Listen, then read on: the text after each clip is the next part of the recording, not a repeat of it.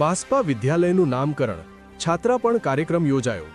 મહર્ષિ સ્વામી સચ્ચિદાનંદ ઉત્તર બુનિયાદી માધ્યમિક શાળા તરીકે નવું નામ અપાયું।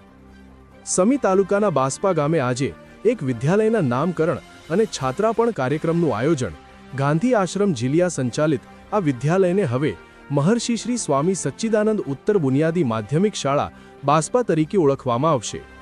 આ કાર્યક્રમ ગાંધી આશ્રમ જીલિયાના સંચાલક પદ્મશ્રી માલજીભાઈ દેસાઈની અધ્યક્ષતામાં યોજાયો। આ વિદ્યાલય પદ્મશ્રી ડોક્ટર જગદીશ ત્રિવેદી દ્વારા નિર્મિત 15મી શાળા છે, જે ગાંધી આશ્રમ જીલિયા દ્વારા સંચાલિત થાય છે।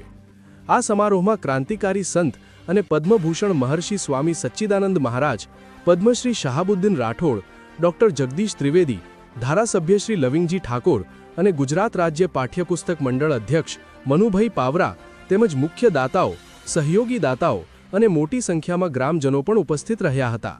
કાર્યક્રમનો પ્રારંભ દીપ પ્રાગટ્ય અને પ્રાર્થના સાથે થયો હતો। પદ્મશ્રી માલજીભાઈ દેસાઈ પ્રવચન આપતા ગાંધી આશ્રમ જીલિયા દ્વારા સંચાલિત શૈક્ષણિક પ્રવાસની શરૂઆતથી અત્યાર સુધીની યાત્રાનો ચિતાર રજૂ કર્યો હતો। મહર્ષિ સ્વામી સચ્ચિદાનંદ મહારાજે કથાકાર અને કલાકારની સેવાકીય પ્રવૃત્તિને બિરદાવી હતી। સમગ્ર કાર્યક્રમનું સફળ સંચાલન ગાંધી આશ્રમ જીલિયાના આચાર્ય જશુભાઈ દેસાઈ, પન્નાલાલ પંચાલ, લાલભાઈ દેસાઈ અને ભલાભાઈ રબારી દ્વારા કરવામાં આવ્યું હતું। રિપોર્ટર દશરથ ઠાકોર, સમી। આજે નવીન મકાનના ઉદ્ઘાટનના પ્રસંગે 3 પદ્મશ્રી એવોર્ડ ડૉક્ટર જગદીશ ત્રિવેદી, શાહબુદ્દીનભાઈ રાઠોડ અને સંચાલક શ્રી માલજીભાઈ દાદા અને સંત શિરોમણી મહર્ષિ સ્વામી સચ્ચિદાનંદજી, જેમને પદ્મભૂષણ એવોર્ડ મળેલો છે, આવા મહાન સંતના સાનિધ્યમાં અમારા નવીન મકાનનું ઉદ્ઘાટન કાર્યક્રમનું આયોજન કરવામાં આવ્યું।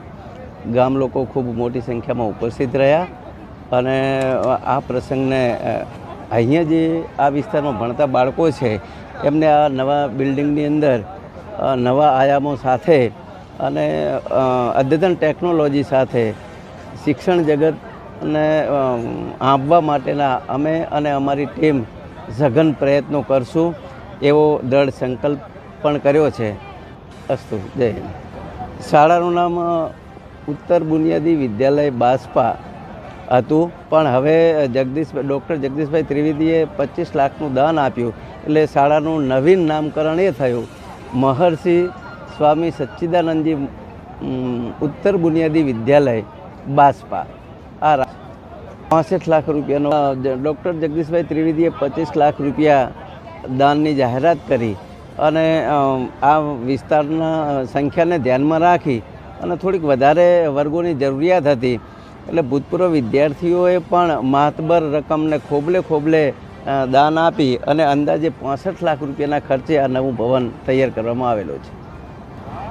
મારું નામ પંચાલ પન્નાલાલ, આ શાળામાં 5 વર્ષથી આચાર્ય તરીકે ફરજ બજાવું છું।